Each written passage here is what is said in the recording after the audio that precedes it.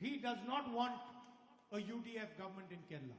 അദ്ദേഹത്തിന് കേരളത്തിൽ ഒരു യുഡിഎഫിന്റെ ഗവൺമെന്റ് ഉണ്ടാകാൻ ഒരാഗ്രഹവുമില്ല.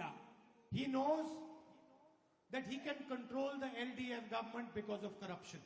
അദ്ദേഹത്തിന് കൃത്യമായി അറിയാം കേരളത്തിൽ ഒരു എൽഡിഎഫിന്റെ ഗവൺമെന്റ് ഉണ്ടായാൽ അവരുടെ അഴിമതി കൊണ്ട് അവരെ നിയന്ത്രിക്കാൻ സാധിക്കുമെന്നറിയാം.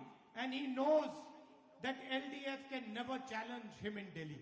അദ്ദേഹത്തിന് വളരെ കൃത്യമായി അറിയാം ഇവിടുത്തെ എൽഡിഎഫിന് ഡൽഹിയിലുള്ള നരേന്ദ്രമോദി ഗവൺമെന്റിനെ വെല്ലുവിളിക്കാൻ സാധിക്കില്ല. So he understands